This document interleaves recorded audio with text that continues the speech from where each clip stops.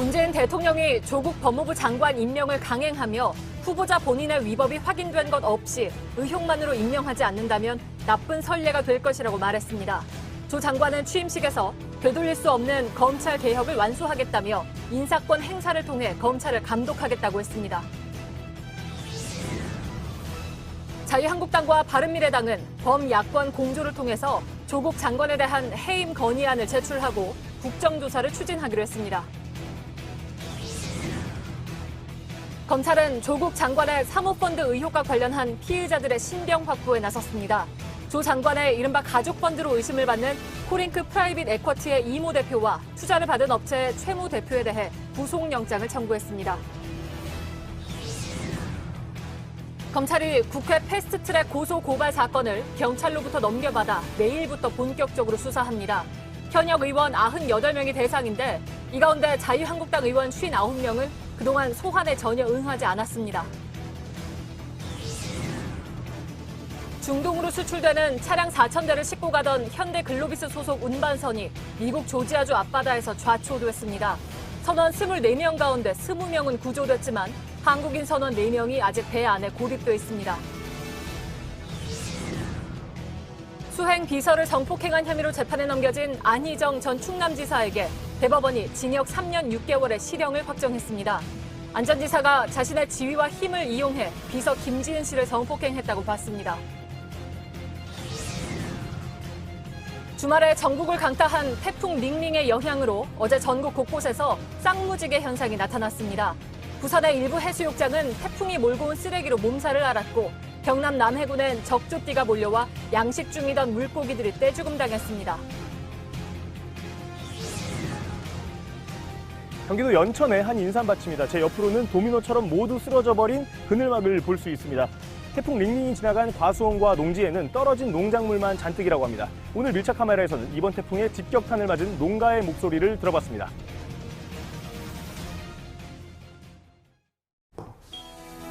공기청정기가 도로 위로, 내일을 바꾸는 현대수소 전기차. 예, 시청자 여러분, JTBC 뉴스룸을 시작하겠습니다. 문재인 대통령은 조국 법무부 장관 임명을 강행했습니다. 문 대통령은 권력기관 개혁의 적임자란 점을 강조하면서 국민의 이해를 구했습니다. 조 장관 본인의 위법이 발견되지 않은 점도 강조했습니다. 자유한국당은 정권의 종말을 알리는 서곡이 될 것이라면서 가능한 수단을 총동원해서 투쟁에 나서겠다고 했습니다. 조 장관은 취임식에서 검찰에 대한 인사권을 언급하면서 되돌릴 수 없는 검찰 개혁을 이루겠다고 했습니다. 검찰은 원칙대로 수사를 이어가겠다는 입장입니다. 심수미 기자의 보도입니다. 문재인 대통령은 임명장을 수여한 후 그 자리에서 대국민 메시지를 내놨습니다.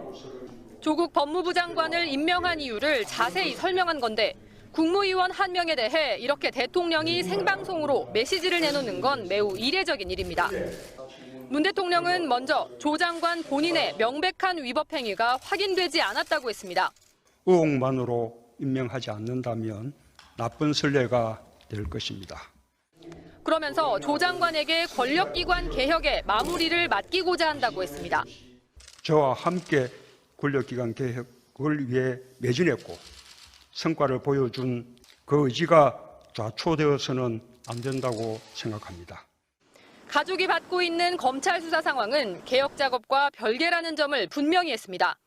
검찰은 검찰이 해야 할 일을 하고 장관은 장관이 해야 할 일을 해나간다면 그 역시 권력기관의 개혁과 민주주의의 발전을 분명하게 보여주는 일이 될 것입니다. 다만 조 장관 딸의 특혜 논란과 관련해서는 무거운 마음이라고 표현했습니다. 이번 과정을 통해 공평과 공정의 가치에 대한 국민의 요구와 평범한 국민들이 느끼는 상대적 상실감을 다시 한번 절감할 수 있었습니다. 대학 입시 제도 등 특혜가 가능한 제도의 개선도 필요하다는 점을 강조했습니다. JTBC 심수혜입니다. 예, 곧바로 청와대 연결하겠습니다. 안의근 기자가 지금 나가 있습니다. 안 기자, 문 대통령이 조국 장관을 임명하긴 했지만 그 결정 과정이 쉽지는 않았던 것으로 알려지고 있습니다. 어떻습니까? 네, 문 대통령이 조 장관에 대한 임명 결정을 최종 결심한 건 어젯밤이었다고 합니다. 대국민 메시지도 대통령 본인이 오늘 아침까지 직접 고쳤던 것으로 전해졌습니다. 대다수 참모들은 오늘 아침 티타임이 돼서야 문 대통령의 결심을 전해 들었습니다. 출입 기자들에게도 발표 5분 전인 오전 11시 20분에야 공지를 했습니다. 문 대통령은 어제 오후까지도 윤건영 국정상황실장에게 임명 시 또 지명 철회 시 두 가지 버전의 대국민 메시지를 준비하라고 지시할 정도로 막판까지 고심을 거듭했다고 합니다. 예. 자, 두 가지 버전을 준비하라고 했다면 얘기한 대로 지금 막판까지 고민을 이어갔다는 얘기인데 청문회 직후만 해도 임명 기류가 굉장히 우세하다 이런 말이 여권에서 계속 나왔었습니다. 사실 청와대의 고민은 알려진 것보다 더 깊었다 이런 걸로 해석하면 됩니까? 네, 그렇습니다. 청문회가 열린 금요일 오후까지만 하더라도 청와대 내부에선 조 장관에 대한 임명 기류가 우세했습니다. 당시 청와대에선 저녁 9시부터 노영민 비서실장과 강기정 정무수석 등 참모들 간 찬반 토론이 이어졌고 문 대통령은 주로 의견을 들은 것으로 전해졌습니다.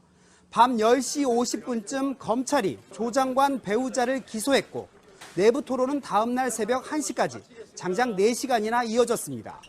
임명권자인 대통령의 고민도 더 깊어지게 된 겁니다. 예. 뭐 여러 가지 여론을 청취한 것으로 알려져 있습니다. 그러니까 반대 여론 같은 것도 물론 뭐 보고를 받았겠죠. 네, 문 대통령은 주말 동안 여당 긴급 최고위원회의와 고위 당정청 회의 결과도 전해 듣고 그와 별도로 다양한 여론조사 결과도 전달받았다고 합니다. 청와대 핵심 관계자는 대통령이 주말에 엄청나게 의견 수렴을 했다고 말했습니다. 조 장관을 직접 청와대로 불러 본인 의사도 직접 확인한 것으로 전해졌습니다. 여론조사상 반대 여론도 컸던 터라 내부적으로는 정권이 흔들릴 만한 위기로 판단하고 신중에 신중을 기해 결론을 내렸다는 겁니다. 예. 어제 저녁 다른 핵심 관계자에게 물었더니 임명 가능성 30%, 지명 철회 30%이고 40%는 진짜 모르겠다. 이런 답을 내놨는데요. 그때까지만 해도 결론이 안 난 상황이었던 걸로 보입니다. 예. 방금 한 얘기 중에 이건 뭐 알 수 없으면 알 수 없다고 답변을 해야 됩니다. 안 기자가. 대통령이 조 장관을 주말에 청와대로 불렀다는 얘기를 했지 않습니까? 네, 거기서 그렇습니다. 어떤 얘기가 오갔는지는 혹시 알려지지 않았습니까? 어떤 얘기를 했는지까지는 상세히 확인되지는 않았지만 조 장관이 법무장관에 대한 의지를 직접 피력을 했고 문 대통령도 이 의사를 받아들인 것으로 그렇게 알려져 있기는 합니다. 예. 정확한 건 아니죠? 네, 이거는 뭐 소식통으로부터 제가 들은 바이고 청와대에서 공식 확인해 준 내용은 아닙니다. 예, 알겠습니다. 임명장 수요조차 오늘 오전에 결정이 됐다고 그랬는데 맞습니까? 네, 오늘 오전 회의 때에서야 결정이 됐습니다. 오늘 임명식의 특이한 점은 장관들의 배우자가 모두 불참했다는 사실인데요. 과거 홍종학 중소벤처기업부 장관이나 김상조 공정거래위원장 배우자 등이 논란을 의식해 참석하지 않은 적은 있었지만 오늘처럼 모든 배우자가 불참한 건 전례 없던 일입니다. 아무래도 조 장관 배우자인 정경심 교수가 참석할 수 없게 되자 이렇게 결정한 것으로 풀이됩니다. 예, 알겠습니다. 안의근 기자가 청와대에서 전해드렸습니다. 이번엔 국회로 옮겨가겠습니다. 강희연 기자가 나가 있습니다. 자, 강 기자, 조국 장관 임명 후에 자유한국당을 중심으로 반발이 상당히 커지고 있는데 어떤 반응이 나왔습니까, 우선? 네, 이 임명 소식이 전해진 그 시각에 국회에서는 이 민주당 이인영 원내대표, 또 자유한국당 나경원 원내대표, 바른미래당 오신환 원내대표가 만나서 이 정기국회 일정에 대해서 논의를 하고 있었습니다. 하지만 임명 소식이 전해지면서 이 야당이 강하게 반발하자 회동도 파행이 됐습니다. 당시 발언을 직접 들어보겠습니다. 예. 이 대한민국 역사상 또 헌정사상 가장 불행한 사태로 기록될 것이라고 생각합니다. 대통령께서는 국민과 맞서 싸우겠다는 결심을 하신 것 같습니다. 범야권의 뜻을 같이 하는 의원님들과 함께. 예. 자, 오늘 자유한국당은 곳곳에서 시위도 열었죠. 네, 그렇습니다. 이 자유한국당은 오후에 긴급 의원총회를 열고 이후에 현충원과 또 광화문 광장으로 옮겨가서 시위를 이어갔습니다. 조금 전까지도 광화문 세종로에서 규탄 전단지를 나눠주면서 이 시위를 이어갔는데요. 황교안 대표도 직접 규탄 구호를 외치기도 했습니다. 원래 이 청와대 앞에서 집회를 열기로 했지만 이건 실행이 되지 않았고요. 바른미래당도 의원총회를 열고 이 조국 퇴진 행동에 나서겠다라고 선언을 했습니다. 바른미래당과 자유한국당은 이 범야권과 공조해서 모든 수단을 동원해 강력하게 투쟁하겠다라고 밝혔습니다. 예, 모든 수단이라면 어떤 걸 얘기하는 겁니까? 네, 자유한국당과 바른미래당은 우선 국정조사와 장관 해임 건의안 그리고 특검도 언급을 했습니다. 이 장관 해임 건의안과 국정조사는 우선 이 민주평화당 등 야권과 공조를 해서 바로 추진을 하겠다고 밝혔습니다. 하지만 특검에 대해서는 현재 검찰이 수사를 진행 중이기 때문에 이 수사 상황을 좀 더 지켜보자라는 입장입니다. 예, 추석이 끝나면 이제 바로 정기 국회가 시작되는데 국정감사하고 예산을 다루는 국회인데 이 정기국회를 보이콧할 가능성도 있습니까? 그러니까 모든 수단에는 그것도 포함이 됩니까? 네, 지금으로서는 이 정기국회 일정 보이콧에 대해선 이 야당은 좀 신중한 입장을 보이고 있습니다. 앵커가 말씀하신 대로 이번 그 정기국회 일정에 국정감사 등도 포함이 되어 있는데요. 이런 큰 기회를 야당이 굳이 포기할 이유는 지금까지는 없어 보입니다. 또 보이콧에 대한 비난 여론도 무시할 수가 없습니다. 따라서 야당은 이번 국회 일정 내에서 이 투쟁을 이어가겠다고 밝혔습니다. 예, 국회에서 강희연 기자가 전해드렸습니다. 조국 법무장관은 취임사를 통해서 되돌릴 수 없는 검찰개혁을 하겠다고 의지를 드러냈습니다. 조 장관의 부인 정경심 교수 등을 수사 중인 검찰 지휘부는 취임식에 불참했는데 참석자는 법무부가 정한 것으로 알려졌습니다. 신아람 기자의 보도입니다. 조국 장관은 취임사부터 강도 높은 검찰개혁을 예고했습니다. 우선 통제받지 않은 권력의 위험성을 강조했습니다. 특정 권력이 너무 많은 권한을 갖고 그 권한에 대한 통제 장치가 없다면 시민의 자유와 권리는 위험할 수밖에 없다는 것을 검찰을 말한 겁니다. 개혁에 대한 의지도 밝혔습니다. 저는 누구도 함부로 되돌릴 수 없는 검찰개혁을 시민들, 전문가들 그리고 여러분들과 함께 완수하고자 합니다. 법무부를 검사들이 장악해 운영해온 점도 꼬집었습니다. 그동안 법무부는 검찰의 논리와 인적 네트워크로 움직여오는 경향이 있었습니다. 그러면서 법무검찰의 분리도 강조했습니다. 검찰은 수사를 하고 법무부는 법무부의 일을 하면 됩니다. 오늘 취임식엔 조 장관의 부인 등에 대한 수사를 지휘하고 있는 검찰 수뇌부는 대거 불참했습니다. 윤석열 검찰총장과 배성범 서울중앙지검장 등입니다. 법무부는 참석자를 법무부가 정했다고 설명했습니다. 법무부는 조 장관의 가족이 검찰 수사를 받고 있고 검찰 간부들이 오면 오해를 살 우려도 있다는 점을 고려한 걸로 알려졌습니다. 한편 조 장관은 검찰 수사가 어렵지 않겠느냐는 기자들의 질문에 공정하게 처리되리라 생각한다고 답했습니다. 또 취임식 뒤 김호수 차관 등 법무부 간부 20여 명과 저녁 식사를 하고 청사 주변을 산책하기도 했습니다. JTBC 신아람입니다.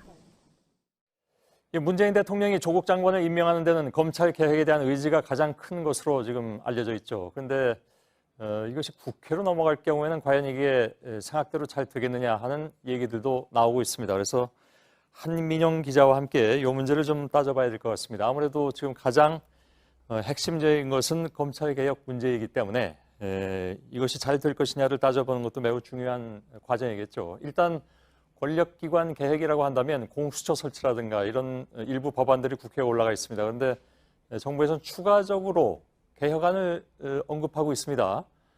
예를 들어서 검찰의 수사권을 지금 개혁안보다 더 줄여버린다. 이런 얘기들도 있잖아요. 네, 오늘 박상기 전임 법무부 장관이 이임식 때 한 말입니다. 예. 검찰이 수사기관이 되면 안 된다 이런 취지로 말을 했는데요.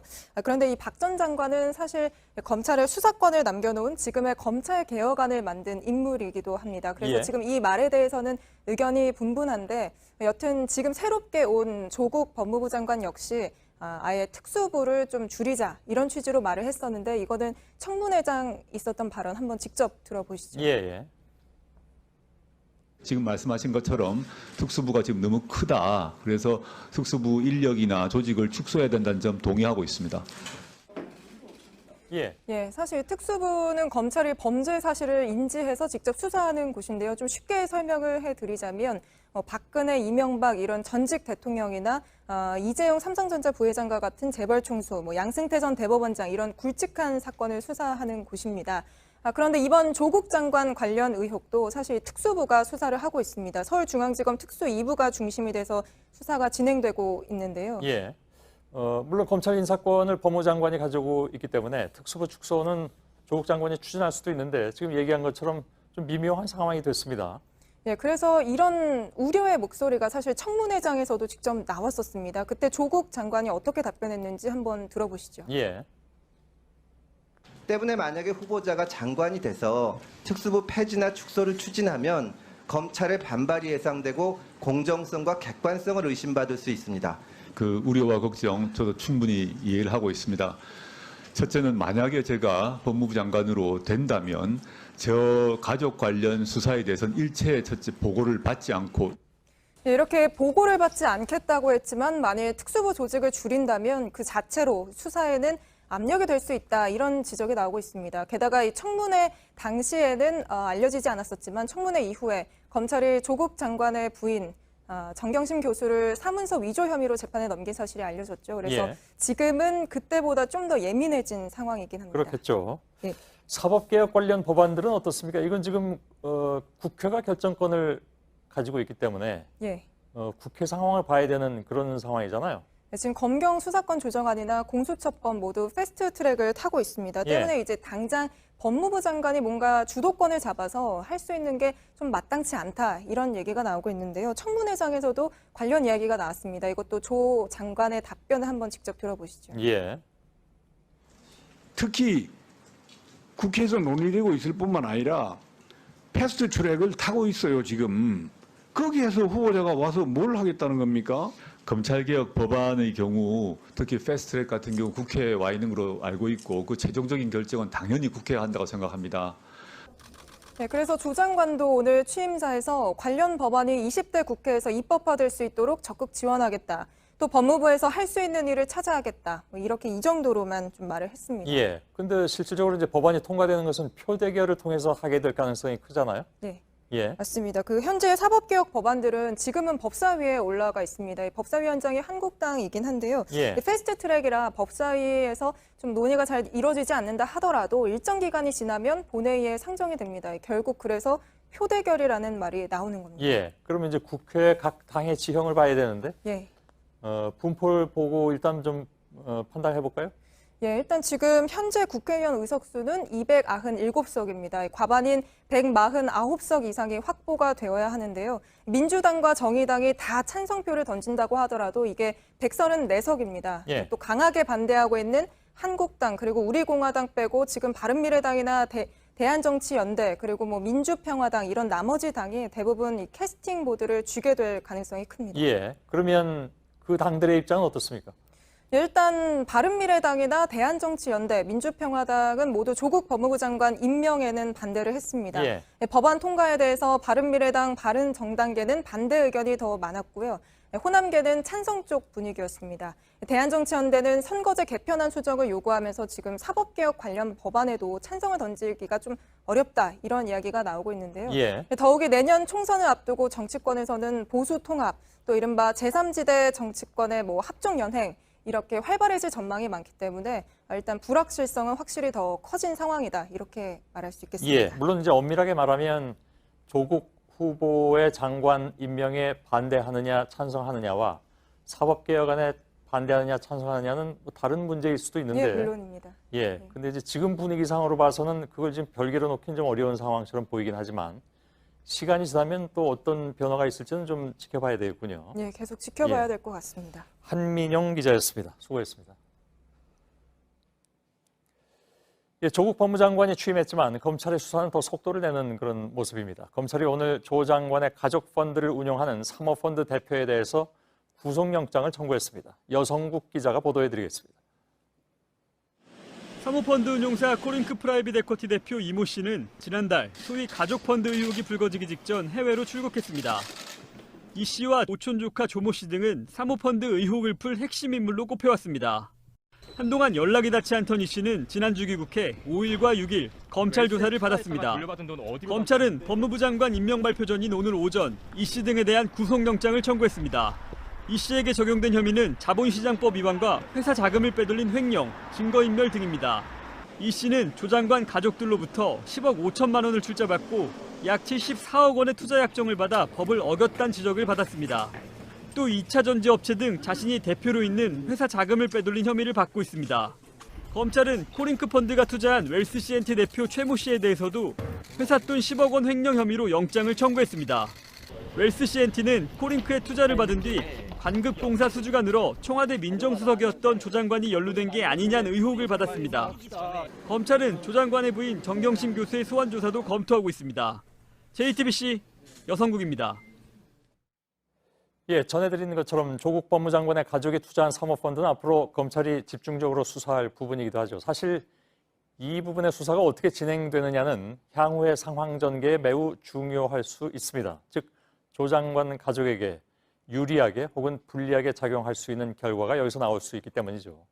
검찰이 눈여겨보는 부분은 어떤 부분인지, 쟁점이 무엇인지 정치부 허진 기자와 함께 짚어보겠습니다.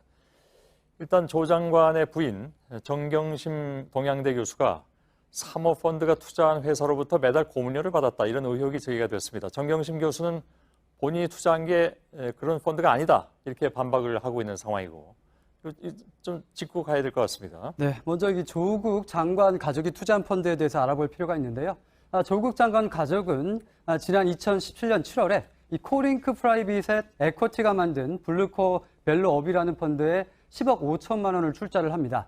그런데 이 운용사는 이 블루 말고도 3개의 펀드를 운용을 했는데, 이 중 한국 배터리코어라는 펀드가 WFM이라는 회사에 투자했습니다. 이 정 교수가 이 회사로부터 매달 200만 원씩 7개월간 영어 교육 사업 관련 자문료를 받았다는 겁니다. 예, 운용사는 같지만 펀드 자체는 다른 펀드잖아요.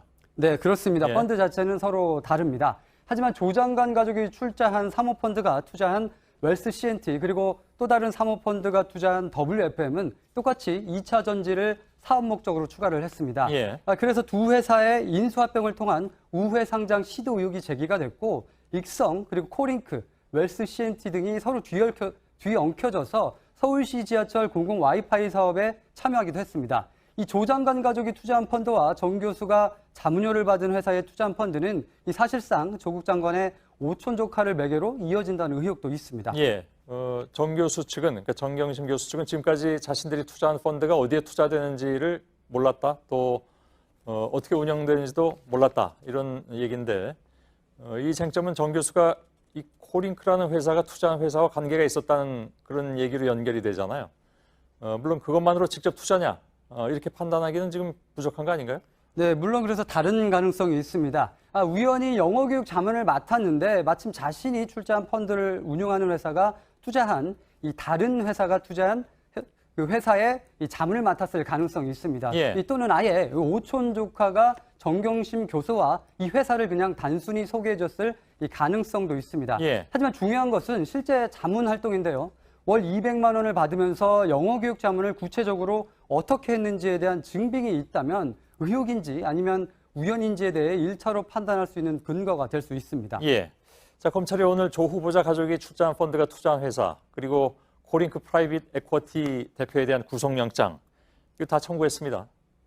네, 그 웰스 CNT 대표는 일단 검찰 조사에서 이 자기네 회사에 투자한 돈이 조국 장관 가족 돈인 줄 알고 있었다고 말한 것으로 알려졌습니다. 예. 이 기존의 언론에 이 조국 당시 청와대 민정수석 가족이 투자한지 몰랐다고 말을 해왔는데, 이와는 조금 상반된 건데요. 예. 만약 이 사실을 웰스 CNT 대표가 알고서 이 광급공사 수주에 활용을 했다거나, 또한 이 회사가 서울시 지하철 공공 와이파이 사업에도 참여해 우선협상 대상자로 선정이 되기도 했는데, 여기에도 영향을 끼쳤다면 문제가 될 수도 있습니다. 예.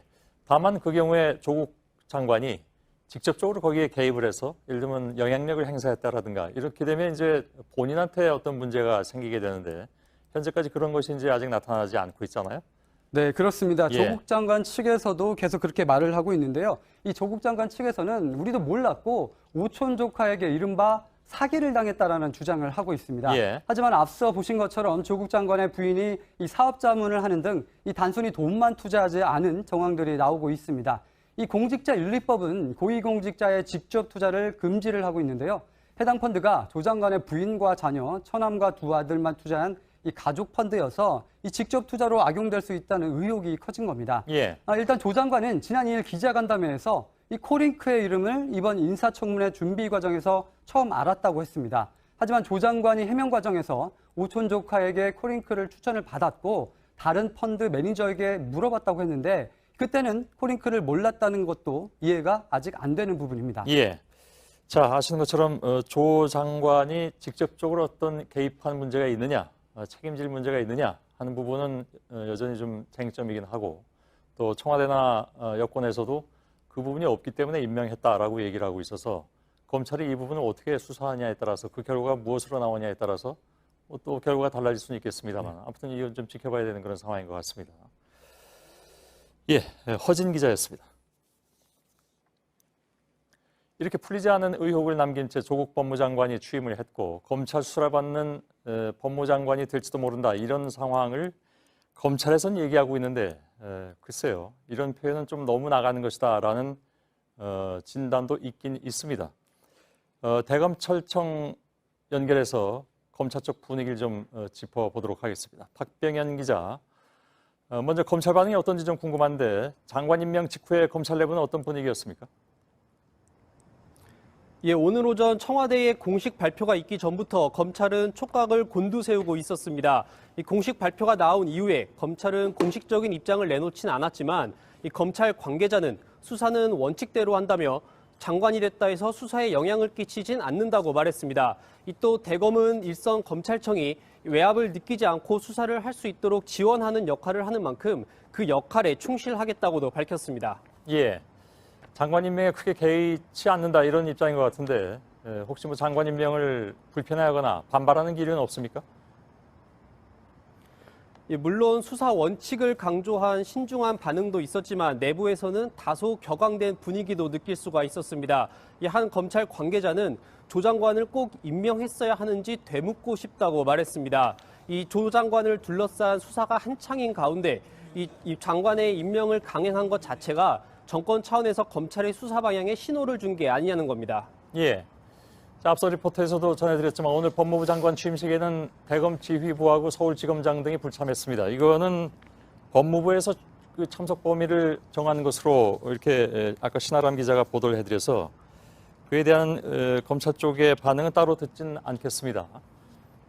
검찰은 원칙대로 수사를 하겠다는 모양새를 취했는데 앞으로도 수사는 계속 진행이 돼야 한다고 보면 될까요? 예, 그렇습니다. 오늘 조 장관의 부인 정경심 교수 소환에 대한 기사가 일부 언론 매체에 나왔는데 확인해보니 오보였습니다. 하지만 검찰은 이미 재판에 넘긴 정 교수를 최대한 빨리 불러 조사한다는 입장입니다. 또 오늘 구속영장을 청구한 펀드운용사 대표에 대한 결과가 앞으로 검찰 수사에 영향을 미칠 것으로 보입니다. 예, 박병현 기자가 전해드렸습니다. 조국 장관이 임명된 오늘 부인인 정경심 동양대 교수는 자신의 페이스북 계정을 열었습니다. 여기에 글을 올리면서 각종 의혹에 대한 해명에 나선 것인데요. 피의자 신분인 법무부 장관의 부인이 직접 여론전에 뛰어드는 것은 이거 적절하냐 하는 지적도 물론 나오곤 있습니다. 김필중 기자입니다. 오늘 개설된 정경심 동양대 교수의 페이스북엔 정경심의 해명이란 제목으로 3개의 글이 잇따라 올라왔습니다. 가장 먼저 자신의 PC에서 나온 걸로 알려진 총장 직인 그림 파일부터 해명했습니다. 학교 업무를 처리하는 과정에서 여러 직원으로부터 다양한 파일을 받았는데 그중 일부가 PC에 저장된 것으로 추정된다는 겁니다. 지난 7일 김광진 청와대 정무비서관 페이스북을 통해 올린 해명문과 비슷합니다. 청와대 비서관이 정 교수 해명을 대신 올린 것이 부적절하다는 논란이 커지자 본인이 직접 대응에 나선 것으로 보입니다. 또 다른 글에선 압수수색 직전 서류를 대량 반출했다는 의혹과 관련해 수사 중인 사안과 관련 없다고 주장했고 가족펀드 투자사 경영에 관여한 것 아니냐는 의혹에 대해서도 사실이 아니라고 적극 반박했습니다. 정 교수는 프로필 사진으로 영국 조각가 페니아디의 날 날려버렸다는 작품을 올렸습니다. 거센 바람을 맞고 있는 여인의 모습에 검찰 수사를 받는 자신의 상황을 빗댄 것 아니냐는 해석도 나왔습니다. 정치권에선 정 교수의 페이스북 해명에 대해 방어권 행사 차원이란 반응도 있지만 피의자 신분인 법무부 장관 부인이 직접 여론전에 나서는 건 수사 공정성을 해칠 수 있다는 비판이 이어졌습니다.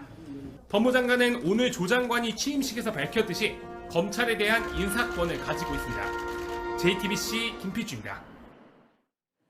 조국 장관의 딸에게 표창장을 준 것과 관련해서 동양대는 자체적으로 진상조사를 해왔습니다. 오늘 그 결과를 밝히겠다고 했지만 조사단장은 결과에 대해서 아무런 말도 하지 않았습니다. 이미 조사가 끝났다고 하고서 불과 몇 시간 만에 말을 바꾼 셈입니다. 윤두열 기자입니다. 동양대는 지난 4일 최성해 총장 지시로 조국 장관의 딸 표창장과 관련해 자체 조사단을 꾸렸습니다.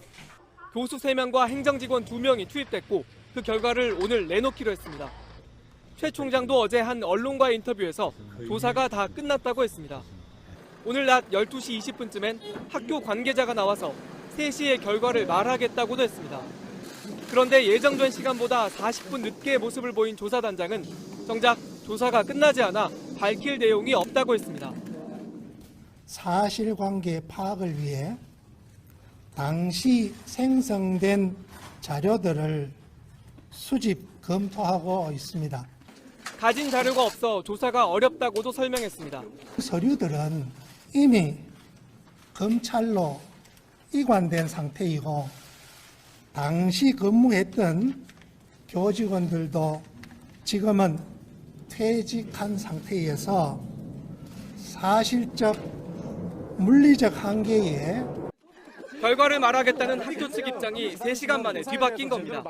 입장이 바뀐 데 대해 취재진들의 질문이 쏟아졌지만 조사단장은 아무런 답변 없이 서둘러 자리를 떴습니다.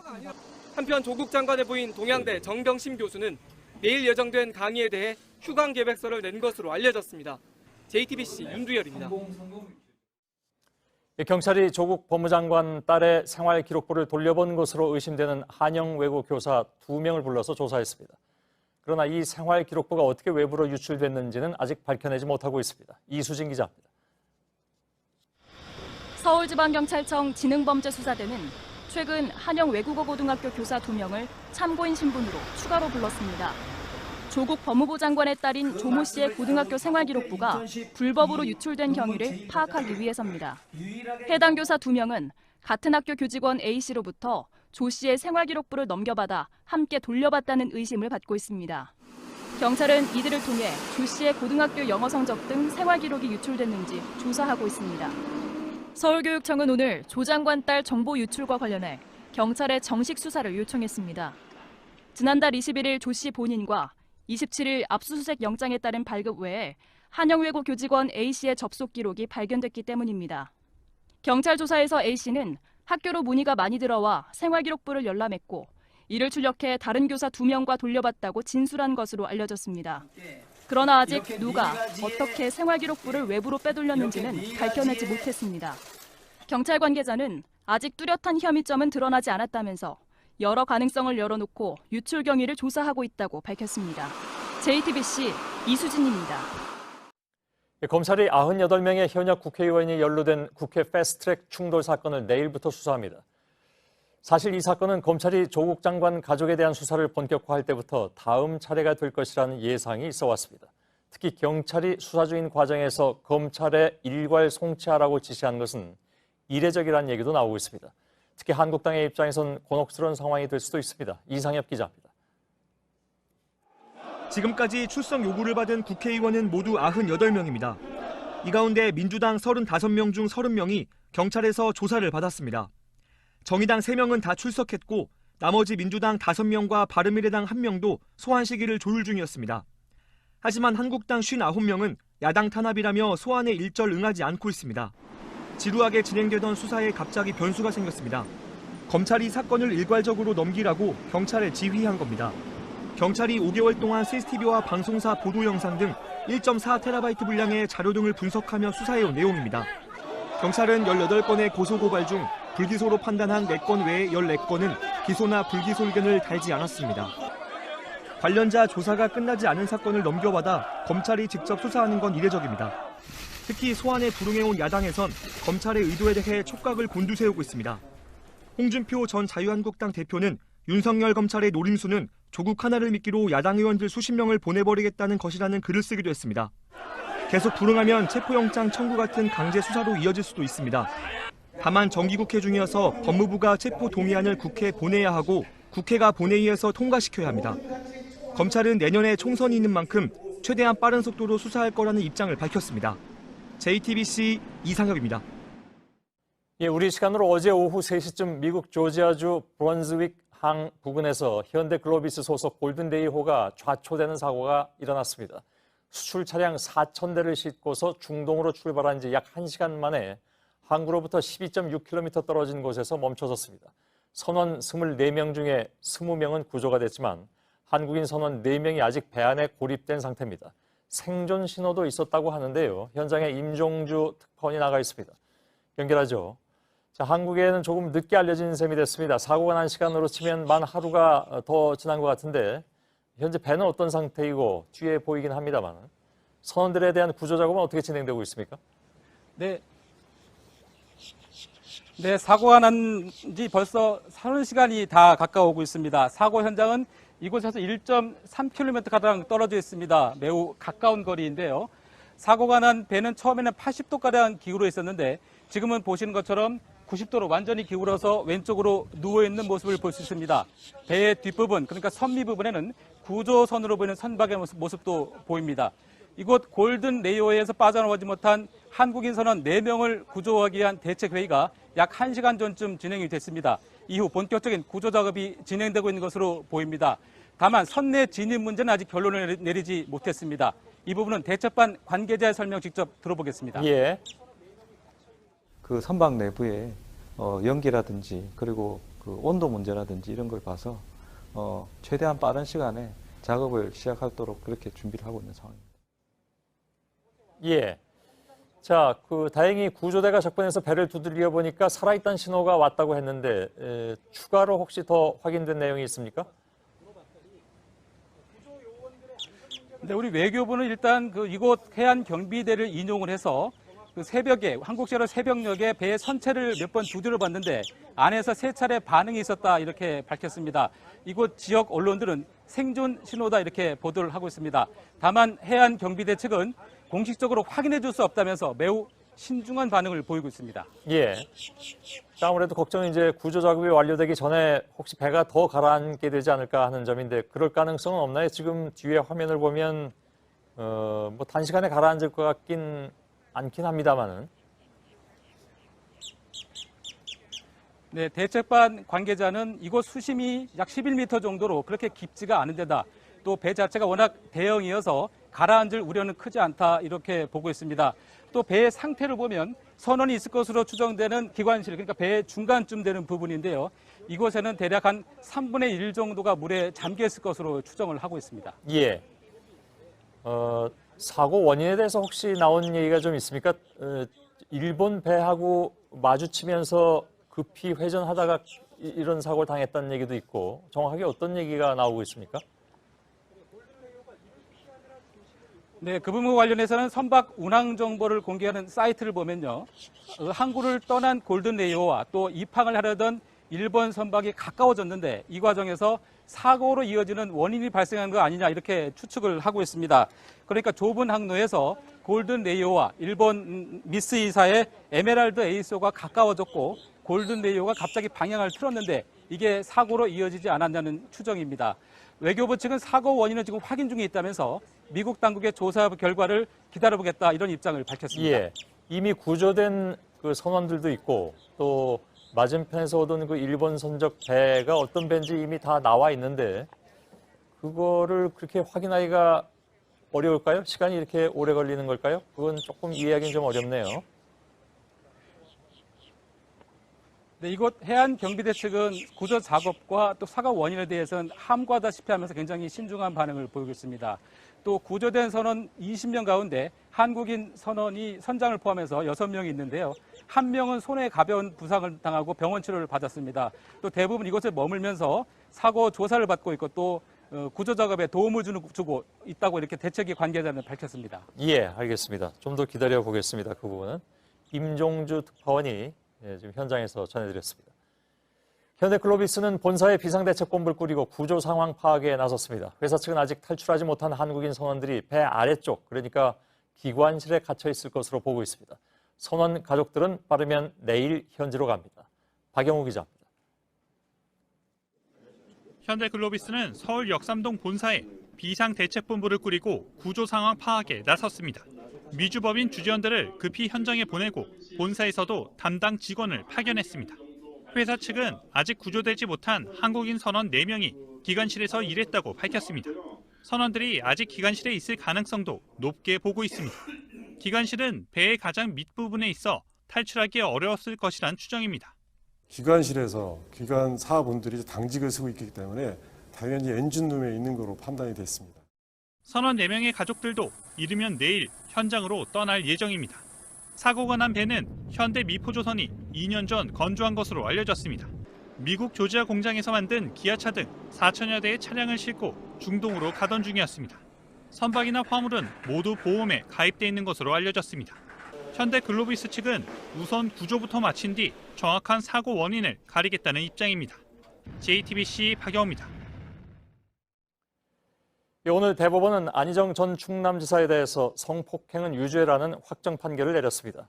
2심 법원이 선고한 징역 3년 6개월의 실형도 확정했습니다. 피해를 폭로한 뒤에 544일, 비서였던 김지은 씨는 이제 거짓의 비난에서 저를 놓아달라면서 숨죽여 살고 있는 성폭력 피해자의 곁에 서겠다고 밝혔습니다. 공다솜 기자의 보도입니다. 대법원은 안희정 전 지사의 성범죄 혐의 9건에 대한 서울고등법원의 유죄 판단을 확정했습니다. 도지사 시절인 2017년 7월부터 2018년 2월까지 수행비서였던 피해자 김지은 씨에게 성폭력을 행사한 혐의입니다. 대법원은 도지사의 지위가 갖는 무형의 힘이 성폭력에 사용됐다고 봤습니다. 업무적으로 절대적 지휘관계에 있던 만큼 안 전 지사의 지위가 수행비서였던 김 씨에겐 위력이 될 수 있었다는 겁니다. 1심과 2심이 다르게 판단한 피해자 김 씨의 진술도 믿을 수 있다고 인정했습니다.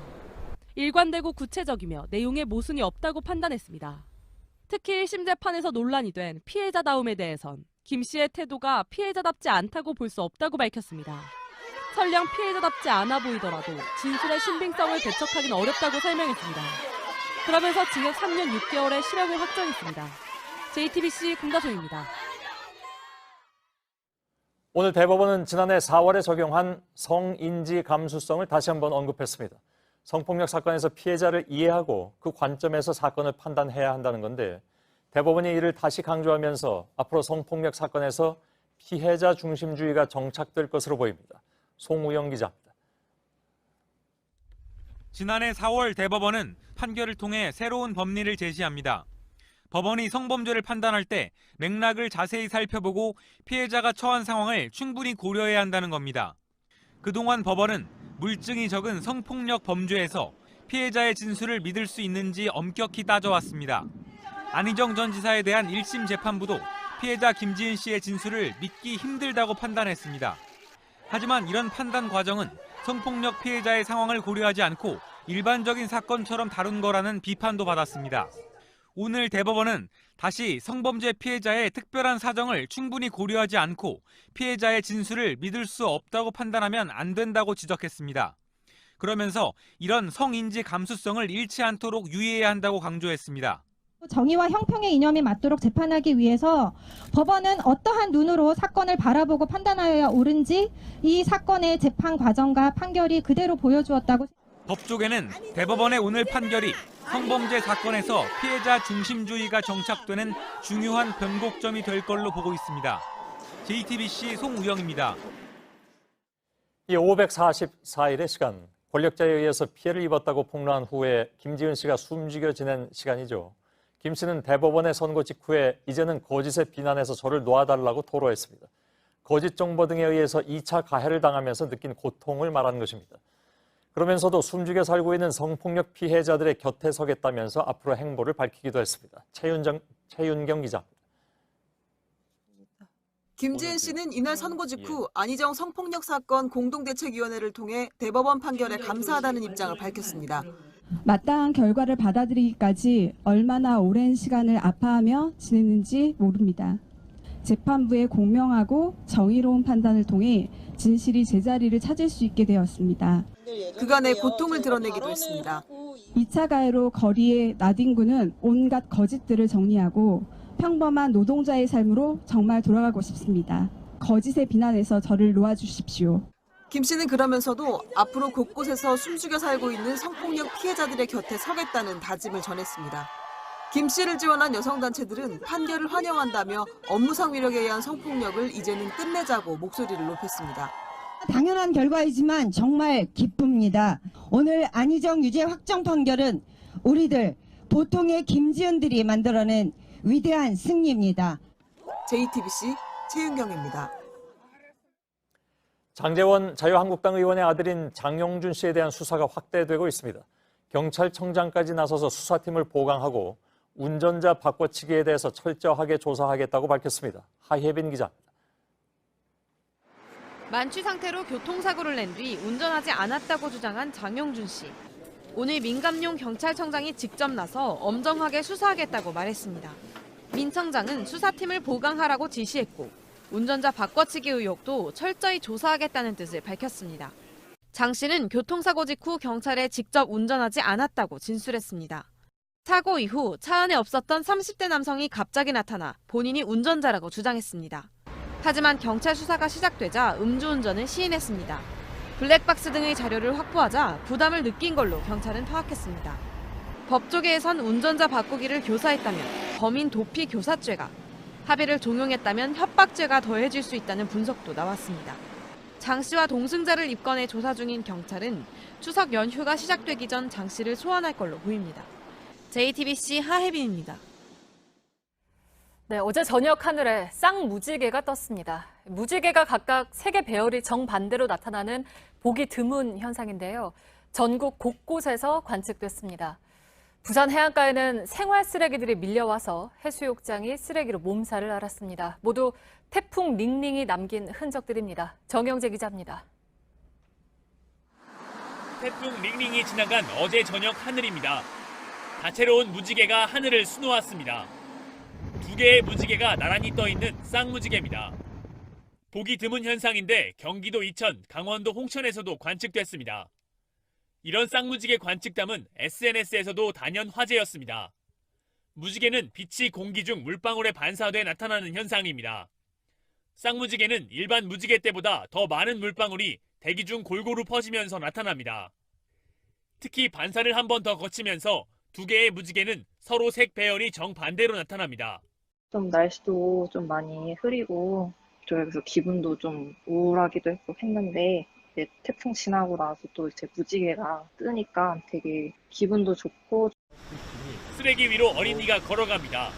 플라스틱 바구니와 밧줄, 먹고 버린 술병과 컵라면, 폭죽도 보입니다. 태풍 링링이 지나간 뒤 부산 광안리 해수욕장의 모습입니다. 지난 7월 남해안을 강타한 태풍 다나스 때와 같은 상황이 반복된 겁니다. 오늘 해운대와 송정 등 부산 내 해수욕장 3곳에서 수거한 쓰레기만 줄잡아 100여 톤에 이릅니다. JTBC 정영재입니다. 적조 경보가 내려진 남해안에서 양식 어류 170만 마리가 떼죽음을 당했습니다. 태풍 링링이 먼 바다에 있던 적조띠를 연안으로 몰고 온 겁니다. 당분간 바닷물의 흐름이 약해서 이 적조띠가 오래 머물 걸로 보여 더 걱정입니다. 배승주 기자입니다. 다 자란 참돔대가 하얀 배를 드러낸 채 떠 있습니다. 일부는 썩기 시작하면서 양식장 주변 바다는 붉은색이 감돕니다. 적조가 순식간에 덮치면서 손쓸 틈 없이 당한 건데요. 이 일대 양식장에서만 170만 마리가 죽은 것으로 추정됩니다. 추석 대목을 앞둔 어민들은 말을 잇지 못했습니다. 자식같이 키운 이 고기가 정말로 참 황당하고 참 할 말이 없습니다. 경남 남해군 양식장을 덮친 적조는 지난 주말 우리나라를 강타한 태풍 링링이 결정적 역할을 했습니다. 태풍의 바람이 먼바다에 있던 적조띠를 양식어장이 있는 연안으로 밀고 온 겁니다. 또 따뜻한 바닷물까지 함께와 수온도 오르면서 적조가 번식하기 좋은 환경이 만들어졌습니다. 우리들이 이제 고수온도 거치고 태풍 영향이라든지 이런 거에 이제 약해진 상태이기 때문에 적조에 의해서 좀 더 쉽게 영향을 받. 내일부터 경상남도 측은 적조 예방 효과가 있는 황토 100톤을 바다에 뿌릴 계획입니다. 하지만 당분간 물의 흐름이 약해 적조띠가 오래 바다에 머물 것으로 보여 추가 피해가 우려되고 있습니다. JTBC 배승주입니다. 네, 일본에서도 제15호 태풍 파사이가 지난 새벽 도쿄 등의 수도권을 통과했습니다. 일부 지역에선 기상 관측 이래 가장 빠른 바람이 불면서 93만 가구의 전기가 끊기고 2명이 숨지는 사고까지 났습니다. 윤서령 도쿄 특파원입니다. 거대한 초록색 그물이 주택가를 덮쳤습니다.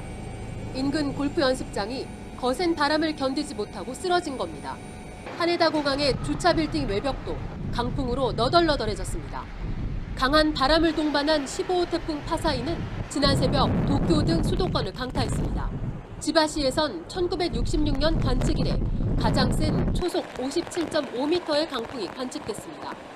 이 때문에 곳곳에서 가로수가 꺾이고 도로가 물에 잠겼습니다. 도쿄에서는 50대 여성이 강풍에 휘말려 2명이 사망하고 부상자도 50명 넘게 나왔습니다. 수도권을 운행하는 신칸센과 전철이 아침 첫 차부터 통째로 멈춰서면서 출근길 시민들의 발목을 잡기도 했습니다. 서울의 2호선처럼 도쿄 시내를 순환하는 야마노테선역 앞입니다. 열차 운행 횟수가 줄어들거나 지연되면서 시민들은 하루 종일 불편을 겪었습니다. かなりかかってます。本当であれば40分とかで行けるんですけど、全然もう今待ってるだけで1時間ぐらいは待ってるので、2倍ぐらいは多分かかるんじゃないかなと。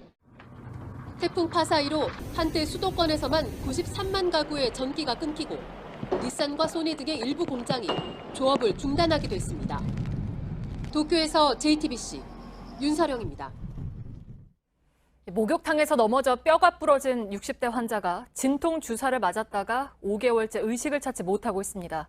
가족들은 환자가 이 진통제에 거부 반응이 있다고 알렸지만 의료진이 무시했다고 주장했고 병원 측은 반박하고 있습니다. 홍지용 기자가 취재했습니다. 사복을 입은 간호사가 응급실로 뛰어옵니다.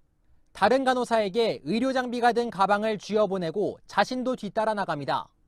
잠시 뒤 인공호흡기를 찬 환자가 누워있는 침상이 응급실로 들어옵니다. 심폐소생술을 시작합니다. 5분 가까이 이어집니다. 차도가 없자 이번엔 제세동기를 준비합니다. 하지만 소용이 없습니다. 쓰러진 환자는 67살 여성 A씨였습니다. 골절상을 입어 병원에서 소염진통제 디클로페낙 주사를 맞은 뒤 의식을 잃었습니다. 5개월이 지난 지금까지 깨어나지 못했습니다. A씨는 20년 전부터 디클로페낙 주사에 알레르기를 앓고 있었습니다. 가족들은 이 내용을 다니는 병원마다 알렸다고 주장했습니다. 한 군데도 빠짐없이 디클로페낙 특이사항 부작용이 있다고 히스토리에 되어 있었어요. 이 병원에 처음 왔을 때도 알레르기 내용이 적힌 쪽지를 의사에게 전했다고 했습니다. 하지만 병원 측은 의료진들이 전혀 들은 적 없고 쪽지를 받지도 않았다고 반박했습니다. 만약에 얘기를 했었으면 저희가 차트에 기록을 해요. 경찰은 CCTV와 진료 기록의 분석을 마치는 대로 사건을 검찰로 넘길 예정입니다. JTBC 홍지용입니다. 최근 단체 여행객들을 안내하던 가이드가 스위스에서 뇌출혈로 쓰러졌습니다. 병원비만 수억 원이 나왔습니다. 걱정 말라던 여행사는 갑자기 병원비 못 주겠다고 태도를 바꿨습니다. 사각지대에 방치되어 있는 여행업계 가이드의 처우 실태를 박진규 기자가 취재했습니다. 28살 임모 씨는 지난 7월 21명을 데리고 7박 9일 일정으로 유럽으로 떠났습니다. 여행 6일째 버스에서 갑자기 쓰러진 임 씨는 뇌출혈 진단을 받았습니다. 2번의 수술 뒤 아직 현지에서 치료를 받고 있습니다. 병원비가 3억 6천만 원에 달합니다. 사고 직후 여행사는 임 씨 가족을 안심시켰지만 보험 처리가 안 되면 저희가 전체를 다 하면 되는 거고. 며칠 뒤 태도가 바뀌었습니다. 회사 측은 임 씨가 프리랜서이고 뇌출혈과 업무의 인과관계도 명확지 않다고 했습니다. 하지만 임 씨 가족들은 평소 건강했던 만큼 스위스 고산지대 투어와 빡빡한 일정 등이 영향을 줬을 거라고 주장합니다. 체형 근로와 스트레스 이런 거 매우 깊게 연관되어 있습니다. 이렇게 진단서까지. 그러면서 회사에 직접적인 업무 감독을 받았고 영문 재직 증명서도 발급받았다고 했습니다. 임 씨와 같은 여행 가이드는 대부분 고정급여 없이 선택관광과 쇼핑 수수료 등으로 수당을 받습니다. 산재보상보험법 적용을 받는 택배기사, 보험설계사 같은 특수고용직군에서 빠져 있습니다. 관련법에 보호를 받지 못하는 사각지대에 방치돼 있는 겁니다. JTBC 박진규입니다. 투기와 집값은 끝까지 잡겠다는 각오로 이번 대책을 마련했습니다. 네, 정부가 9.13 부동산 대책을 내놓은 지 1년이 다 돼갑니다. 당시 강력한 대출 규제에다 세금까지 올리는 초강력 처방으로 펄펄 끓던 시장이 순식간에 식었죠. 그런데 한동안 잠잠했던 서울의 아파트 값이 다시 꿈틀대고 있습니다. 오름세가 10주째 이어지는가 싶더니 지난해 최고가를 넘어서는 단지도 속속 나오고 있습니다. 결국 분양가 상한제 카드까지 나왔지만 언제 어디서부터 시행하느냐를 놓고 혼선도 일고 있습니다. 부동산 대책 1년을 맞는 시장의 분위기를 이한주 기자가 살펴봤습니다. 서울 마포구의 대규모 아파트 단지입니다. 지난달 전용 면적 84제곱미터가 15억 2천만 원에 팔렸습니다. 지난해 8월 기록한 최고가 15억 원을 넘어선 겁니다. 이처럼 최고가 기록을 새로 쓰는 단지는 서울 강남권에서 시작해 강북으로 확산하고 있습니다. 눈에 띄게 줄었던 아파트 거래 건수도 7월 이후 지난해 수준으로 올라섰습니다. 불씨는 청약시장에도 옮겨 붙었습니다. 지난달 89세대를 모집한 동자기수 프루지오에는 18,000여 명이 몰려 경쟁률이 203대 1에 달했습니다. 송파 롯데캐슬은 55대 1, 인천 송도 더샵도 143대 1을 기록했습니다. 정부가 예고한 분양가 상한제도 당장은 열기를 끌어올리는 데 한몫하고 있습니다. 아무래도 이제 가점이 더 높아지고 거기에 대해서 이제 당첨 확률이 더 그럼 떨어지니까 이제 그 전에 이왕이면은 청약을 해서 당첨이. 하지만 정부는 상한제 시행 시기나 대상을 놓곤 말을 아끼고 있습니다. 경기가 꺾이는 상황에서 강력한 규제를 꺼내는 게 부담스럽기 때문입니다. 실제로 적용 여부는 가서 시장 상황이나 부동산 시장 상황을 좀 보고 별도의 판단을 하자. 그래서 서울 등 일부 지역에서만 집값이 오르는 것도 당국을 고민하게 만드는 대목입니다. 지방엔 팔리지 않는 아파트가 쌓이면서 전국의 미분양 아파트는 지난해보다 37% 늘었습니다. 전문가들은 이런 현상이 굳어지면 지방의 돈이 서울로 몰리면서 집값의 양극화가 심해질 수 있다고 우려합니다. JTBC 이한주입니다. 네, 이렇게 부동산 시장이 꿈틀대자 집값 담합도 다시 고개를 들고 있습니다. 얼마 밑으로는 아예 집을 못 내놓게 하자는 식인데요. 1년 전 9.13 대책이 나오기 직전 상황과 꼭 닮았습니다. 이현 기자입니다. 단지 가치가 부동산들에 의해 저평가되고 있다. 악덕 부동산은 퇴출하자. 경기 광명시의 한 아파트 단지에 얼마 전 이런 전단지가 집집마다 붙었습니다.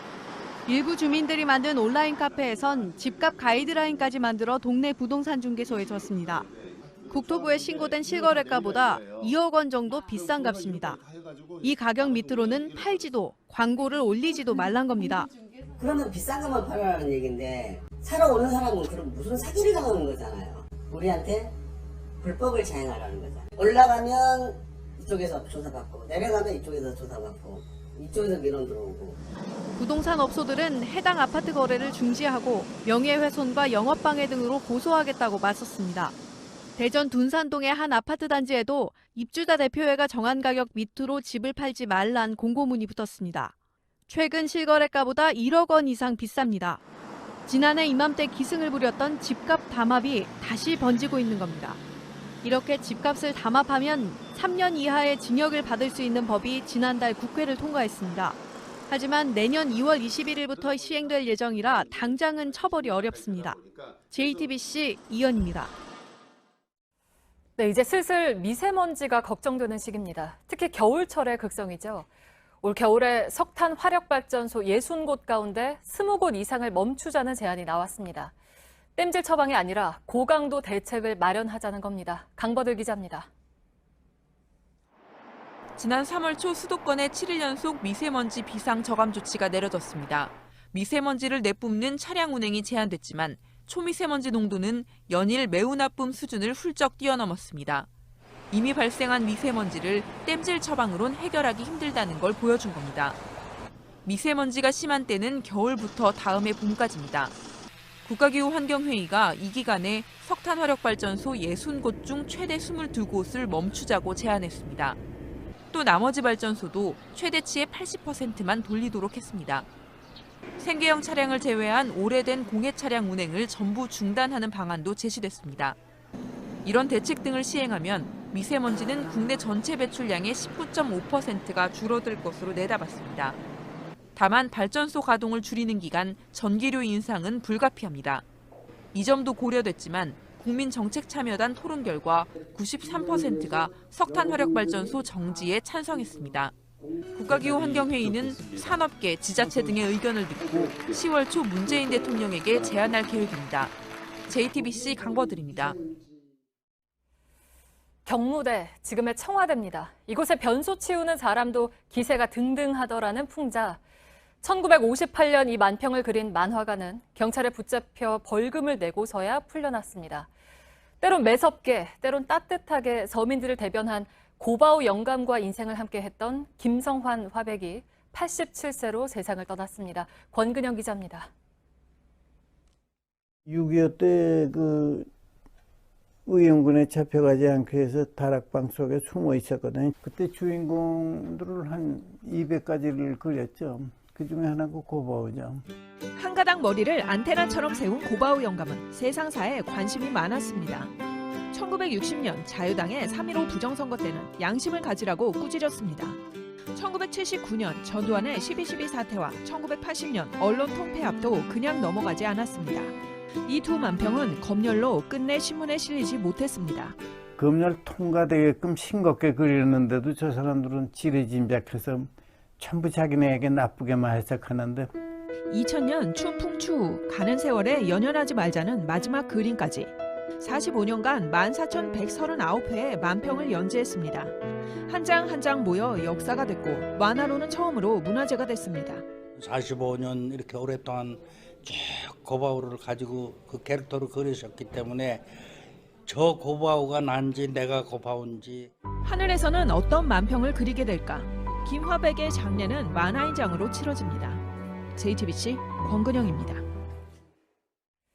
오늘 오후 1시 45분쯤 서울 충무로의 한 건물이 심하게 흔들린다는 신고가 들어와서 건물 안에 있던 700여 명이 대피하는 소동이 벌어졌습니다.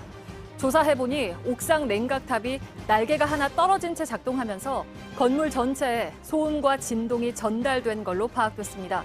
건물엔 별다른 문제가 없었고 대피했던 사람들은 다시 안으로 들어갔습니다. 검찰은 박근혜 전 대통령이 건강상의 이유로 9번째로 형 집행정지를 신청한 데 대해서 심의위원회의 검토를 거쳐 허가하지 않았다고 밝혔습니다. 검찰은 박 전 대통령의 건강 상태가 수형 생활을 할 수 없거나 생명에 위협이 될 정도가 아니라고 밝혔습니다. 2017년 3월 서울구치소에 수감된 박 전 대통령은 2년여 만인 올해 4월 처음 형 집행정지를 신청했다가 기각된 바 있습니다. 이번 한가위 보름달은 전국에서 선명하게 볼 수 있을 걸로 보입니다. 서울에는 추석인 13일 오후 6시 38분에 보름달이 떠올라서 자정쯤 가장 높게 뜨겠습니다. 부산은 오후 6시 26분, 대구는 6시 29분, 대전과 광주는 6시 35분에 보름달이 뜰 것으로 보입니다. 기상청은 추석 당일 전국이 대체로 맑을 거라고 내다봤습니다. 우리나라의 관광 경쟁력이 역대 최고인 세계 16위에 올랐습니다. 세계경제포럼이 평가하는 관광 경쟁력은 나라별 관광 정책, 서비스 인프라, 자연과 문화 자원 등을 종합해서 2년마다 순위가 발표됩니다. 스페인이 2017년에 이어 1위에 올랐고 아시아에선 일본이 4위, 중국이 13위를 차지했습니다. 도쿄올림픽에서 우길기가 곳곳에서 나부낄 수 있다는 우려, 전 세계도 이 논란에 집중하기 시작했습니다. 중국에선 우길기를 막기 위해 후원 기업들이 나서서 국제올림픽위원회 IOC를 압박해야 한다는 목소리도 나왔습니다. 백수진 기자입니다. 일본이 전범기로 불리는 우길기를 도쿄올림픽에서 활용하려고 하자 분노했던 중국 사람들. 이젠 우길기를 막을 대책까지 내놓기 시작했습니다. 중국의 스포츠 전문가는 우길기를 일본 군국주의 상징으로 받아들이지 않는 국제올림픽위원회 IOC를 비판했습니다. IOC에 8억 달러, 우리 돈으로 9,500억 원을 후원하고 있는 전자상거래 기업 알리바바가 압력을 가해야 한다고 주장했습니다. 중국 올림픽위원회가 나서 일본의 잘못을 바로잡고 나아가 IOC의 경제적 후원을 도맡고 있는 기업들까지 나서야 한다는 겁니다. 다른 나라에서도 우길기가 끼칠 파장을 심각하게 받아들였습니다. 미국 CNN은 우길기는 나치의 상징 하켄크로이츠와 같다는 우리나라의 역사적 인식을 소개했습니다. 일본의 지식인들도 우길기가 일본에서 널리 사용된다 하더라도 국제적으로는 일본의 팽창주의를 상징해 올림픽이라는 평화의 축제에 어울리지 않는다고 꼬집었습니다. 우리 체육계는 올림픽과 패럴림픽 기간 우길기 응원을 막기 위해 총력전을 펼칠 계획입니다. 일단 문체부는 IOC에, 우리체육회와 장애인체육회는 도쿄 조직위 측에 우길기 사용 자제를 촉구하는 항의 서신을 한꺼번에 발송할 계획입니다. 또 장애인체육회는 현재 진행 중인 도쿄 패럴림픽 선수단장 회의에서 패럴림픽 메달에 들어간 우길기 문양을 정식으로 문제 제기했습니다. 도쿄 조직위는 우길기 메달 디자인을 바꿀 생각이 없다면서 우길기 응원에 대해서도 금지 품목으로 지정할 생각이 없다고 기존 입장을 되풀이했습니다. JTBC 백수진입니다. 이번에도 나달은 코트에 드러누웠습니다. 우승할 때마다 이런 세리머니를 하는데 벌써 메이저 대회만 19번째 정상, 오늘은 평소와 달리 펑펑 울었습니다. 문상혁 기자입니다. 메드베데프가 도저히 받을 수 없는 곳으로 공을 보냈다고 생각했는데 나달은 계속해서 공을 받아 넘깁니다. 결국 당황한 건 상대 선수였습니다. 나달에게 못 받아 넘길 공이란 없었습니다. 머리 뒤쪽으로 넘어간 공도 따라갔고 멀찍이 코트 구석으로 향하는 공도 끝까지 쫓아갔습니다. 지치지 않는 듯 멀쩡해 보였지만 점수를 따낸 뒤에야 아픈 무릎을 부여잡고선 숨을 몰아쉬었습니다. 자신보다 10살 어린 메드베데프가 2m 가까운 키를 앞세워 힘으로 몰아붙이면 나달은 네트 옆으로 휘어지는 그림 같은 샷으로 그 기세를 꺾었습니다. 먼저 2세트를 따내서 쉽게 이길 줄 알았지만 내리 2세트를 잃어서 결국 마지막 5세트까지 간 결승전. 5시간 가까운 드라마가 끝난 뒤 나달은 울음을 참지 못했습니다. A crazy match, no, and yeah, I don't know, I just emotional. 33세 1군 19번째 메이저 대회 우승. 우주를 벌떡 일어서게 했던 나달의 US 오픈은 은퇴한 농구 스타 코비 브라이언트의 찬사로 끝이 났습니다. 브라이언트는 나달의 테니스에는 열정과 감정이 담겨 있어 보는 것만으로도 즐겁다고 말했습니다. JTBC 문상혁입니다.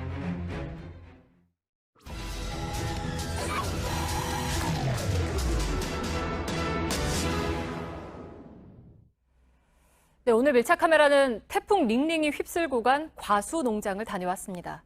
소비자에게 가장 맛있는 농작물을 내놓기 위해서 오랜 시간 땀 흘린 농민들인데 단 이틀 만에 한숨만 남았습니다. 밀착 카메라 연지환 기자입니다. 경기도 연천군의 한 인삼밭입니다. 인삼은 햇볕이 없는 곳에서 잘 자라기 때문에 그늘막을 씌워 놓고 키워야 합니다. 이 반대편에는 이번 태풍이 몰고 온 강한 바람 때문에 그늘막이 모두 쓰러져 버렸습니다. 제 뒤로는 그늘막을 다시 세우려는 분주한 모습을 볼 수 있습니다. 출하를 얼마 남기지 않고 있었습니다. 강한 바람에 몇 년간 애지중지 길러온 인삼밭은 쑥대밭이 됐습니다. 속만 타들어갑니다. 어머님이 77이신데 여태까지 태풍으로 이렇게 큰 바람 부신 거는 처음이라고 말합니다. 말뚝은 부러지고 꺾였습니다. 정리해보지만 끝이 보이지 않습니다. 보수를 해서 쓸 수도 있기는 한데 일이 너무 복잡해져가지고 인삼밭 안으로 들어와 봤습니다. 이 쓰러진 그늘막을 들춰보면 이렇게 찢겨지고 꺾여버린 인삼들을 볼 수 있습니다. 2년은 적어도 더 자라야 한다고 하는데 그대로 두면 모두 썩어버릴 수 있다고 합니다. 그늘막 안 넘어진 곳이 더 적습니다. 하나부터 10까지 농민의 몫입니다. 내년 언제 수확을 하실 예정이셨어요? 이거로 보통 지금 9월에서 10월 사이에 다 하는 거예요. 조금 있으면 수확철이기 때문에 일이 이것만 있는 게 아니고 갑자기 이렇게 그냥 날벼락이 떨어집니다. 수확을 앞뒀던 포도는 터지고 으깨졌습니다. 비닐하우스는 찢겨나가 숭숭 구멍이 뚫렸습니다. 태풍 볼라벤의 기억을 안고 있는 보령에선 이번 태풍이 더 야속합니다. 오늘부터 작업하려고 했었어. 노돌노돌 해가지고 이놈의 막에 하늘에서 어제는 펄렁펄렁 지가 저렇게 찢어서 내려앉대. 출하 직전의 포도 나무들입니다. 비를 막기 위해서 원래는 비닐에 덮어 씌워져 있어야 되는데 강한 바람에 지금 다 날아가 버렸습니다. 나무는 이렇게 꺾여져 있는데요. 땅바닥에는 포도 알갱이들이 잔뜩 떨어져서 썩어가고 있습니다. 지금 비가 조금 내리기 시작했는데 포도 특성상 비를 맞으면 금세 갈라지고 터져서 시장에 도저히 내놓을 수 없다고 합니다. 가족들이 찾아와 그나마 성한 거라도 챙겨보지만 일손은 모자랍니다. 하소연할 것도 마땅치 않습니다. 이게 좀 봐. 이렇게 다 썩잖아. 이게 이제 비 맞으면은 아휴 아까워라. 아까워도 할 수 있지 뭐. 으깨진 포도는 즙으로 만들 수 있지만 그마저도 상태가 좋지 않습니다. 근처 배밭은 80% 넘게 떨어져 내렸습니다. 지난 주말 초속 40m가 넘는 바람이 불었던 배밭입니다. 강풍이 불었던 이곳에는 밭 끝까지 배들이 죄다 떨어져 있습니다. 이 떨어진 봉투 안을 봐볼까요? 이렇게 멀쩡해 보이지만 반대편은 다 썩어 있습니다. 4,000평 넘게 피해를 입었습니다. 매달려 있는 것보다 땅에서 뒹구는 게 더 많습니다. 제대로 못 커 이제. 그리고 이파리도 날렸고 천재지변인 거 어떻게 할 수 없지. 풍수의 보험이 가입되어 있지 않으면 농민들이 보상을 받을 길은 막막합니다. 사과 농사를 짓는 노부부는 올해 보험을 들지 못했습니다. 보험 신청 기한을 지났다는 이유에서였습니다. 보험을 들게 날짜가 넘었다고 안 된다네. 보험을 못 들었어요. 늙은이들이 헌하라고 그저 그냥 죽는 거요. 올해는 빈손으로 지내야 합니다. 이런 농가들은 내년을 기다릴 수밖에 없습니다. 가장 맛있어질 때를 위해 1년 365일을 기다리다가 한 이틀의 바람에 다 떨어져 버렸습니다. 작은 금 하나로도 1년의 땀은 물거품이 됐습니다. 금이간 이들의 마음은 언제쯤 아물 수 있을까요? 1차 카메라 연지환입니다.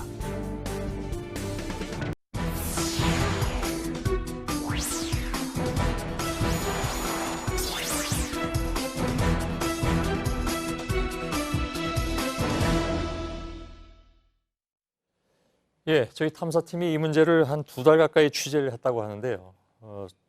건강을 생각하면 매우 중요한 문제입니다. 술안주나 다이어트 식품으로 요즘 닭발이 큰 인기를 끌고 있다고 하는데 대형 프랜차이즈 식당은 물론이고 일반 육수나 한약 재료로 쓰이기도 합니다. 그런데 수요가 이렇게 늘다 보니까 일부에서 피부병에 걸린 골문 닭발들이 버젓이 유통되고 있는 것으로 확인됐습니다. 말씀드린 대로 저희 JTBC 탐사팀이 2달 가까이 추적해서 분석을 해봤습니다. 문제의 골문 닭발에서는 가정집 변기보다도 최소 10,000배가 많은 세균, 그것도 식중독균들이 검출됐습니다. 두 기자가 취재했습니다. 충남 당진의 한 닭고기 가공 공장입니다. 이 회사 전 직원이 촬영한 닭발 사진입니다. 발 가운데가 새까만 것부터 갈색으로 변색된 닭발까지 피부병 일종인 지류증에 걸린 닭발들입니다. 썩은 거야. 똥 밟아서 똥똥 물는 거야. 해당 직원은 지난해부터 올 상반기까지 이렇게 골문 닭발들이 외부로 유통됐다고 말합니다. 유통되지 않아야 되는 품질들인데 이런 것들이 지금 바깥으로, 공장 바깥으로 나가고 있다는 말씀을 제가 드린 거예요. 서로 제가 근무하면서 볼 때는 전체 물량의 50% 이상이 문제의 닭발을 공급받은 도매상도 골문 부분만 도려내 시중에 팔았다고 밝혔습니다. B급까지를 그냥 그대로 뻘크로 내친 적은 있어요. 튀어나온 부분은 커팅을 이렇게 살짝을 해주면 B급이라고 얘기하는데 생산업체와 도매상은 골문 닭발 유통 책임을 서로 떠넘깁니다. 그냥 부산물 업체한테 다 떠넘겨요. 일단 네가 알아서 해. 완전 슈퍼 갑질인 거죠. 여기 보이는 이 관이 도계장에서 닭발이 내려오는 관입니다. 제보자는 이 관을 통해서 지류증이 걸린 닭발이 내려왔다고 주장하고 있습니다. 하지만 도계장의 입장은 다릅니다. 유통을 하라는 지시를 한 적이 없습니다. 최종 유통의 책임을 이제 입장이 지고 있는 거예요. 문제의 닭발은 국내 대형 닭고기 업체의 가공 제품부터 일선 식당까지 팔려왔습니다. 서울의 경동시장, 경기도 성남 모란시장 등 재래시장도 마찬가지입니다. 대형 닭고기 업체들이 소매점에서 파는 냉동 닭발에서도 일부를 도려낸 흔적이 역력합니다. 이게 한 업체의 지금 현재 문제가 아니고 전국적인 추세이기 때문에 JTBC 이태경입니다. 경기 성남시의 모란시장 앞입니다. 제 옆으로 닭고기와 부속물을 파는 가게들이 모여 있는데요. 이곳에서 닭발을 직접 사서 상태를 확인해 보겠습니다. 닭발을 파는 가게마다 새카맣게 변한 부위가 눈에 띕니다. 가게 한 곳에선 이렇게 곪은 곳을 도려내는 작업이 한창입니다. 거기는 떼어내고 먹어야 되는 거예요? 아니 안 떼어내지. 근데 거기 싫으니까 내가 잘라준 거야. 곪은 곳만 도려내면 문제가 없을까? 취재진이 경동시장과 모란시장, 국내 대형 업체 2곳, 그리고 한 포장마차에서 무작위로 닭발을 샀습니다. 구입한 제품들의 포장을 벗겨내자 대부분 골문 자국이 선명합니다. 취재진은 골문 흔적이 있는 닭발들을 곧바로 아이스박스에 담아 건국대 식품위생과학실험실에 미생물 검사를 맡겼습니다. 검사 결과 모든 닭발에서 식중독을 일으킬 수 있는 황색 포도상 구균이 나왔습니다. 국내 1위 닭고기 업체 닭발에선 황색 포도상 구균이 1ml당 190만 마리, 모란시장에선 무려 4,600만 마리가 나왔습니다. 가정집 화장실 변기 1제곱센티미터에 있는 일반 세균이 보통 120마리 정도로 세균수만 최소 10,000배가 넘습니다. 더우니까 물을 많이 주거든요. 그러니까 설사도 많이 하고 그러니까 바닥이 질어요. 깔집이니까 비위생적인 환경이 조성이 되고 포도상구균 감염증이 원인이에요. 특히 모란시장에서 구입한 닭발에선 임신부와 노약자에게 치명적인 식중독균인 리스테리아도 3,500마리 나왔습니다. 또 다른 닭고기 업체와 모란시장 닭발에선 적은 양이지만 대장균도 나왔습니다. 닭고기 업체들은 골문 부위를 도려내고 익혀 먹으면 문제가 없다고 주장합니다. 그걸 떼어낼 수 있다는 거죠. 전체를 다 버린다면 부산군 전체가 많은 낭비가 있으니까. 하지만 취재진이 구입한 닭발들의 황색 포도상구균 수는 닭고기 도축장에서 허용되는 일반 세균수 10만 마리보다도 훨씬 많습니다. 특히 오염된 닭발을 다룬 뒤 다른 식재료나 도구를 만지면 관련 균이 퍼져나갈 수 있습니다. 축산물위생관리법에서도 피부병에 걸린 닭발은 감염된 발 전체를 버리도록 규정하고 있습니다. 족피부염 또는 지류증은 오래되면 혈류나 이런 걸 타고 가서 전신 감염이 일어나고 그래서 폐혈증이라고 해서 죽게 됩니다. 식약처에선 생닭고기에 대한 세균수 기준은 다른 나라에도 없지만 필요하다면 기준을 만들 수 있다고 밝혔습니다. JTBC 송승환입니다.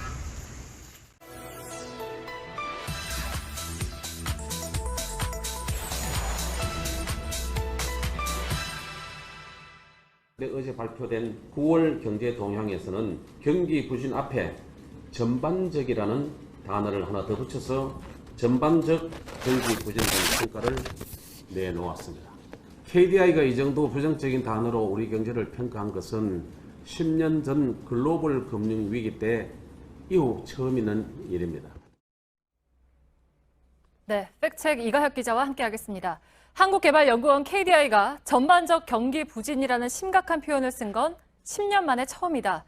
오늘 아침 자유한국당 최고위원회에서 나온 이 발언을 검증하겠습니다.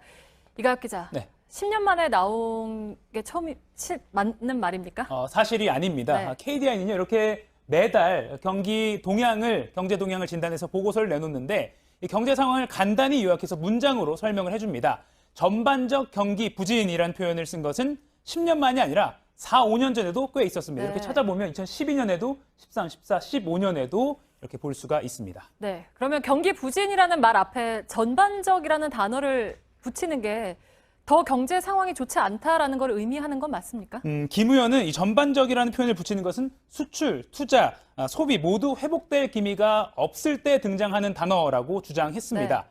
하지만 KDI의 설명은 달랐습니다. 이 전반적이라는 표현에 그렇게 큰 의미를 담은 게 아니라는 겁니다. 이 보고서를 낸 연구원의 이야기를 직접 들어보시죠. 지난달하고 큰 차이는 없는 거죠. 저희가 항상 똑같은 말을 쓰기가 어렵고 아주 미묘하게 큰 차이는 없지만 전반적으로 부진이 확산되는 모양 같다. 그 정도 의미를 이제 제공하려고 했던 거고 해석을 할 때 부진이라고 판단하기에 지난달보다는 좀 수월했다. 그 정도 차이는 있을 수 있는 거죠. 네, 그러니까 어떻게 보면 좀 과장된 표현을 써가면서까지 김 의원이 그럼 지적하려고 했던 내용은 뭡니까? 네, KDI가 이번 달 보고서에서는 예전과 달리 이 수요가 위축된 점을 강조했습니다. 이 점을 근거로 김 의원은 문재인 정부의 소득 주도 성장 실험이 2년 만에 소득도 줄고 소비도 줄어드는 역설적인 결과로 나타났다. 이 점을 국책연구기관이 공식적으로 선언한 것이다. 이렇게 주장을 했습니다. 네, 그러니까 소득 주도 성장이 사실상 실패했다. 뭐 이런 얘기인 건데 이 말은 맞는 말입니까? 이번 보고서 내용을 이 말씀하신 대로 소득 주도 성장 실패와 연관짓는 것은 무리로 볼 수가 있습니다. 네. KDI는 최근 수요가 위축된 것은 여러 요인 중에서도 날씨 요인이 크다고 밝혔습니다. 올 7월에 가전제품 판매액이 작년 7월에 비해서 18.2% 줄어들었는데 특히 이 에어컨이 작년 대비 절반 넘게 덜 팔린 게 컸습니다. 올여름이 작년 여름보다는 덜 더웠기 때문에 여름철에 가전제품 판매액을 끌어올리는 게 에어컨인데 이게 판매가 주춤했던 겁니다. 네. 이 통계 작성 이후에 처음으로 마이너스를 기록한 이 물가 상승률도 올해 말 이후에는 반등할 것으로 예상했습니다. 이 KDI 관계자는 이 소득 주도 성장이 효과 없다고 선언했다는 것은 좀 너무 나간 분석이다라고도 했습니다. 우리 경제가 현재 어려운 상황인 것은 뭐 이견의 여지가 없어 보입니다. 또 소득 주도 성장에 대한 견해도 다양합니다. 다만 이 원인도 해결책도 복합적인 만큼 이 과장된 견해는 좀 걸러낼 필요가 있어 보입니다. 네, 팩트체크 이가혁 기자였습니다.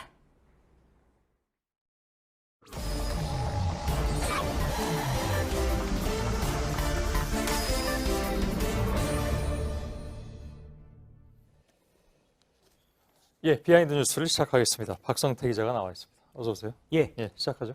네, 첫 키워드는 꽃도 검사장도 점점점으로 잡았습니다. 예, 잘 연결이 안 되는데요. 뭐죠? 예, 오늘 조국 법무부 장관의 임명식이 있었습니다. 예. 청와대에서 임명장을 저렇게 수여를 했습니다. 다른 장관 후보자들도 오늘 임명을 받았습니다. 과학기술정통부 장관도 방통위원장도 다 임명장을 저렇게 받았는데요. 예. 과거에 문재인 정부 들어서 새롭게 생긴 장면이 있었다면 장관들이 임명장을 받을 때 배우자도 꽃다발을 받고 같이 축하를 받았다는 점입니다. 예. 지난 7월에 있었던 윤석열 검찰총장의 임명장 수여식 모습을 잠깐 보면 당시 배우자인 김건희 여사가 와서 임명장 수여식에 같이 있었고요. 대통령으로부터 꽃다발도 받은 바가 있었습니다. 예. 그런데 이번에는 꽃다발도 없었고요. 조국 장관뿐만 아니라 다른 장관들도 모두 배우자도 참석하지 않았습니다. 그랬나요? 예, 아무래도 조국 장관의 부인인 정경심 교수가 검찰의 피의자로 지금 돼 있기 때문에 아무래도 오기도 껄끄럽고 그렇다고 혼자만 안 오기도 뭐하기 때문에 다른 장관들도 다 배우자가 참석하지 않은 것으로 보입니다. 예. 뭐 쉽게 이렇게 추론을 할 수 있을 것 같습니다. 예. 검사장도 없었다는 건 뭐 조국 장관 취임식 그 얘기 아닌가요? 그렇습니다. 오늘 예. 2시에 청와대에서 임명식이 있었고 4시 반에 법무부에서는 장관 취임식이 열렸었습니다. 예. 그런데 보통 법무부 장관 취임식에는 많은 검찰 검사장들이 참석을 하는데 오늘은 검찰에서는 김영대 서울고검장만 검사장급으로 본다면 참석을 했었습니다. 예. 이전에 박상기 법무부 장관이 2017년에 취임했을 때의 모습을 잠깐 보면 제가 예. 사진을 준비를 했는데요. 예, 당시 취임식 사진인데 지금 왼쪽에 윤석열 서울중앙지검장의 모습이 보입니다. 예. 법무부가 검찰을 지휘하고 있고 또 법무부 장관 취임식에 많은 검사장들이 와서 축하를 해줬는데요. 이번엔 그러지 못했습니다. 물론 법무부 장관 취임식 때 검사장들이 오는 문화는 박근혜 정부 때도 있었습니다. 예. 왜 검사장들이 안 왔냐? 법무부 관계자는 취임식을 조촐하게 치르겠다는 장관의 의중이 반영된 결과라고 하는데요. 검사장들이 자의로 안 온 것은 아니고 예. 법무부에서 참석할 필요는 없을 것 같다. 뭐 이렇게 전한 것이다. 그런 얘기죠? 그렇습니다. 초청을 해야 가는 건데 예. 부르지도 않았고 설령 불렀어도 가기도 애매한 상황이 됐을 것으로 보입니다. 뭐 좀 어색했을 수도 있겠죠. 그렇습니다. 지금 예. 검찰에서 조국 법무부 장관 주변들을 수사를 강하게 하고 있기 때문에 검사장급이 가서 축하한다고 박수를 치기도 모양이 좀 어색한 그런 장면이 연출될 수도 있었을 것 같습니다. 예. 문제는 앞으로 검찰과 법무부의 이런 어색하고 이상한 관계가 좀 더 심해질 것이라는 우려입니다. 예. 자, 다음 키워드인가요? 예, 두 번째 키워드는 우리도 긴장으로 잡았습니다.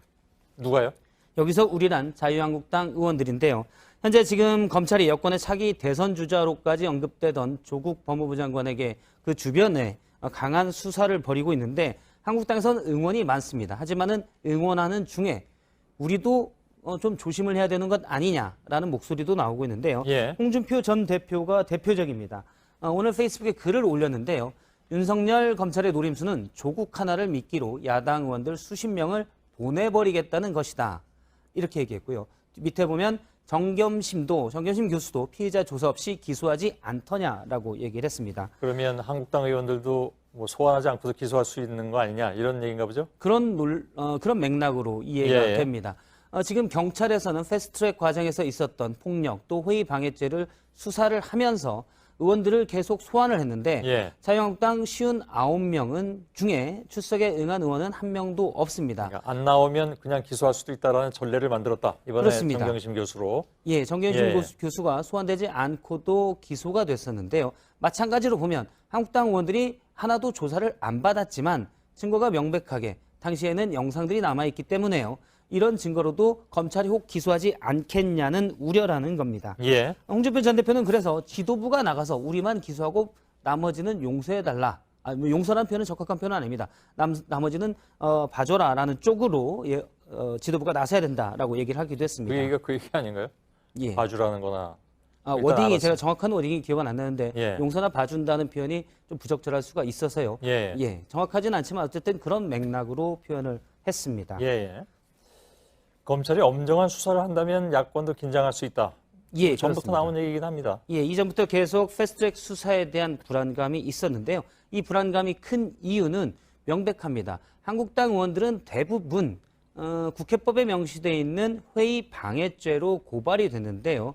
회의 방해죄의 경우 500만 원 이상의 벌금만 받아도 피선거권이 없게 됩니다. 예. 그래서 뭐 공직선거법 위반일 때는 100만 원 위반인데 사실은 상당히 좀 처벌이 세다라고 볼 수가 있습니다. 예. 그래서 피선거권을 잃을 수 있기 때문에 특히 우려를 하고 있습니다. 예. 이건 뭐 좀 지켜봐야 될 일인 것 같습니다. 예. 검찰이 어떻게 접근을 할지. 예. 자, 세 번째 키워드로 넘어가죠. 세 번째 키워드는 그때 김태정으로 잡았습니다. 전 검찰총장 이름 얘기입니까? 예, 김태정이 예. 여럿 있는데요. 제가 언급한 김태정 씨는 1997년 당시 검찰총장 김태정입니다. 예. 여당에서는 조국 장관 사태를 보면서 과거 김태정 전 검찰총장은 그러지 않았다라고 주장을 하는데요. 예. 당시의 뉴스를 하나 보도록 하겠습니다. 1997년 대선이 한창일 때 당시 신한국당에서는 김대중 당시 대선 후보를 비자금 문제로 검찰에 고발을 했습니다. 그런데 그 당시 검찰총장이던 김태정 총장은 수사를 하지 않았습니다. 대선이 끝난 뒤에, 예. 당시가 50일 전쯤이었는데요. 대선이 끝난 뒤에 수사를 하겠다고 했고 나중에 해고하기를 그 이유가 검찰이 수사하게 되면 대선에 많은 영향을 끼칠 수가 있고 여기서 보듯이 뭐 호남선은 밀란이 일어날 수도 있었다. 그래서 검찰이 정치에 개입하는 것이 부적절하기 때문에 수사를 안 했다고 했습니다. 예. 즉 검찰총장이 정치적 사건에 대해서는 그 파장을 고려해야 했다는 것이 지금 민주당의 주장입니다. 예. 지금 윤석열 검찰총장은 그렇지 않다 이렇게 비교를 하는 거군요. 그렇습니다. 그런데 김태정 검찰총장은 2년 뒤인 1999년에 당시 DJ 정부에서 법무부 장관이 됩니다. 예. 그런데 취임하자마자 뉴스가 하나 나오는데요.